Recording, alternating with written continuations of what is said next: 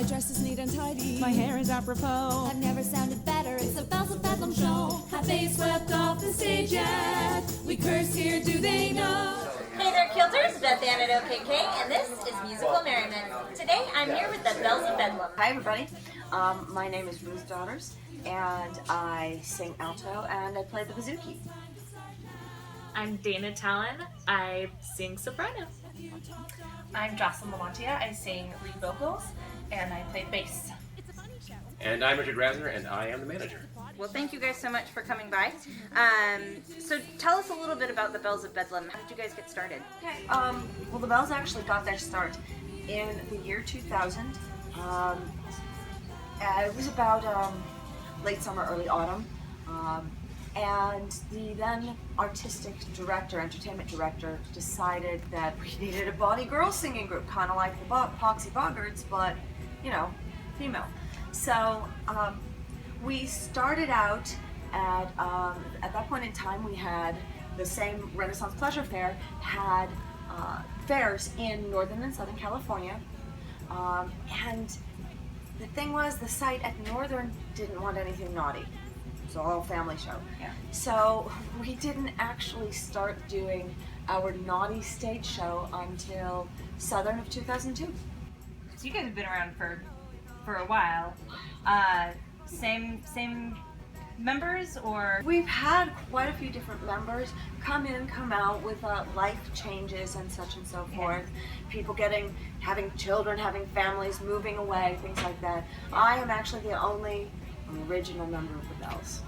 How would you describe the sound for the Belles? The way we like to put it is we're novelty folk with a Celtic kick. So we like to cover everything from cats to underwear and everything in between. Did I mention we're usually very naughty?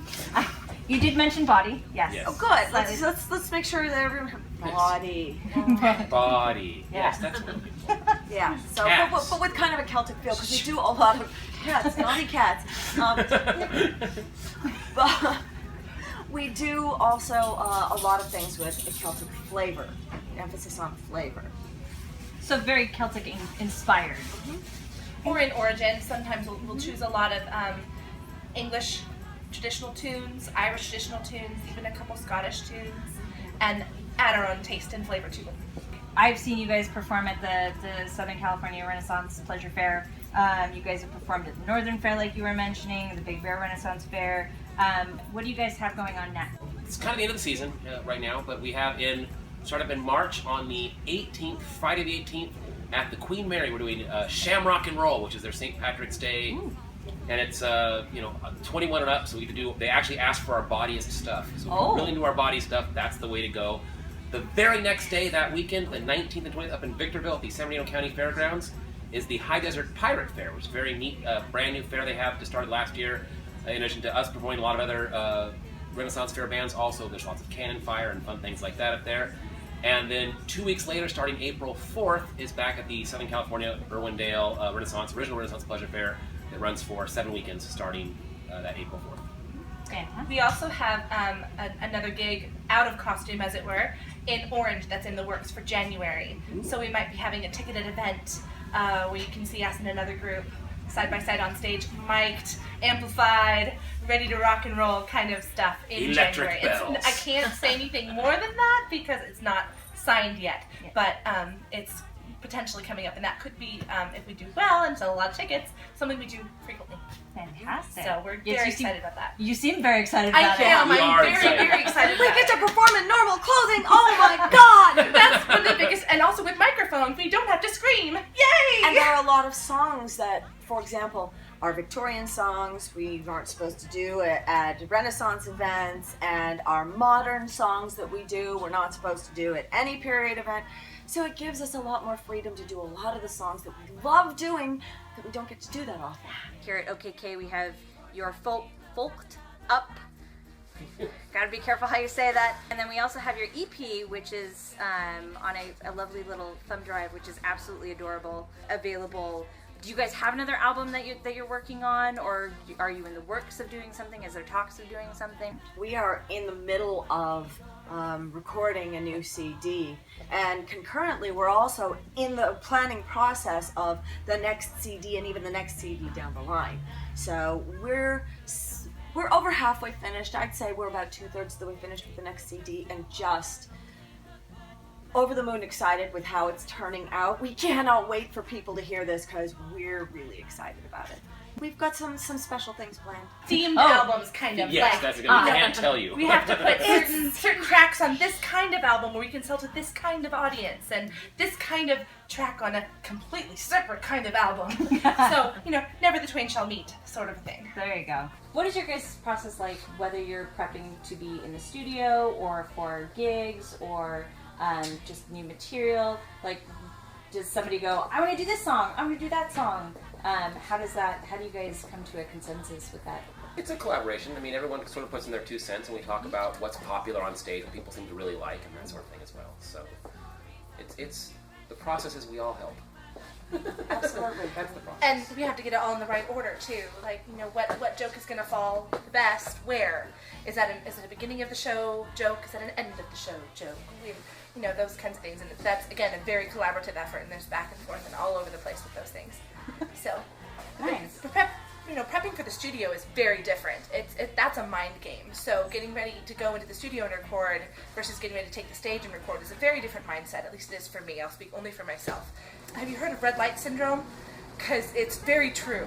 When the red light kicks on and you know that the microphone is picking up everything you do, you're like, time to sing, and just belch out anything, and it's horrible. Can we do that again? And so there's definitely different processes for different things. You don't get a do-over on stage. Far more comfortable on stage Yes. than we are in the studio, because in the studio it's like taking a test. Some people are great test takers, and the rest of us fall apart spectacularly. Big And erasers. thank God we can do it again. Right. But on stage, truth be known, we really do feed off of our audience, because they're why we do what we do. Yep. We're not up there just for us. So getting that reaction out of an audience is the most amazing thing ever.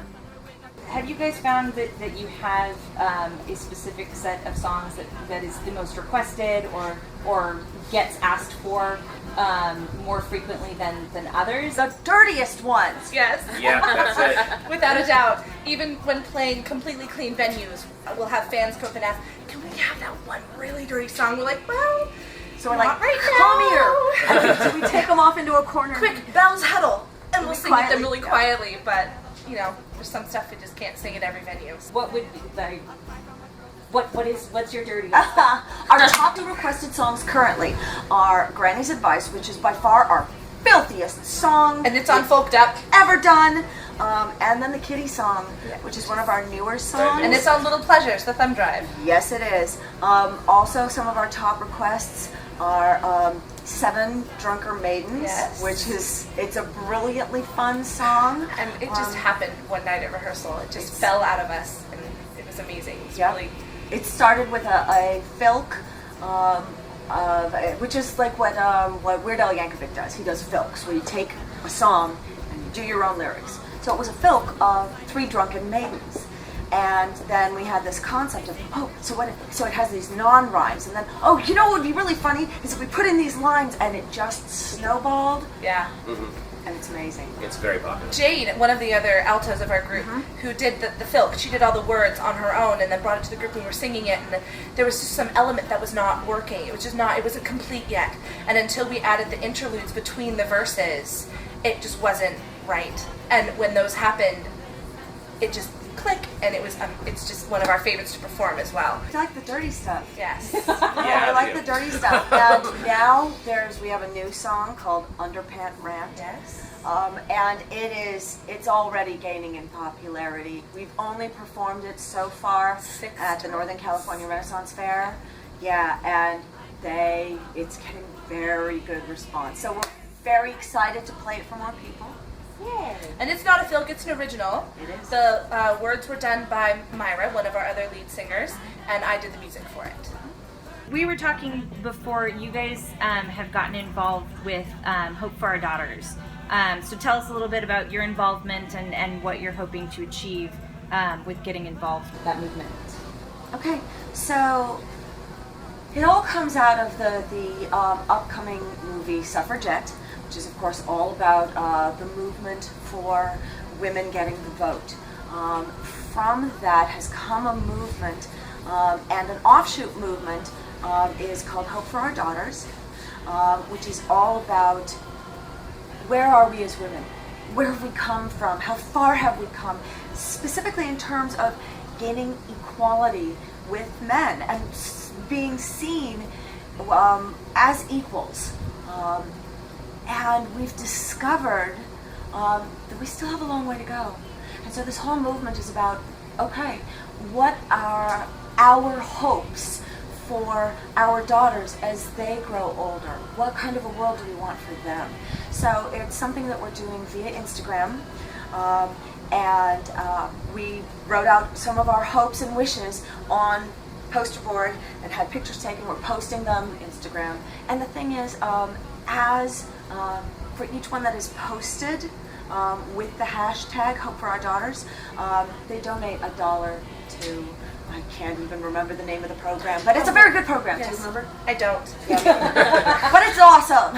And last November, we got involved in the Movember, the No Shave November movement, where we actually raised money for men's health issues. So, although we're a girl group, we love men too, and we want to take care of humankind, not just womankind, but everybody. And we're out there for all, and just making sure that everyone feels loved, and we do what we can.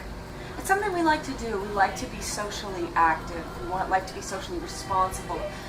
We like to do what we can to help create a better world for all of us to live in. A lot of us are very proactive in charity work and things like that. In fact, our Jane does. She works for help me with the name. The Women's Room. Women's Room Yeah. at the. And what's the name of the organization? I'm blanking. Friends and thank you. The quiet one. We finally hear speaks out. Merriment, Dana. Talk more. Shut up more. That's a problem. So Friends Indeed here in Pasadena. You spoke about your Instagram. You guys are really popular with doing themed portraits. And you guys what do you have coming up with those? We do Thanksgiving, Christmas, Halloween usually. Yep. And then a lot of little things leading up to like Christmas. We have some new side stuff. Games that we Last play year with our was fans and- Belf on a Shelf. It was Yes. all bells dressed as the little elf on a shelf doing various sundry Getting things. into trouble, Getting like in trouble, Elf on a Christmas. Shelf would do. Yeah. So we have new stuff. We have a new one this year, and we can't tell you what it is yet, but coming soon. Coming soon to on a Facebook near and you. Instagram. Yes. Aside from performing at fairs or at the Queen Mary, do you guys do private events or? Oh do you yes. just- We did a bachelor party not all that long ago. Yeah. We do private gigs, did themed, Halloween parties. non-themed, Halloween parties, bachelor and bachelorette parties. Wedding receptions. Yeah, sure.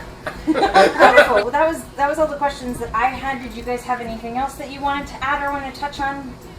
Kilts are fantastic. I just want to go on record saying these are.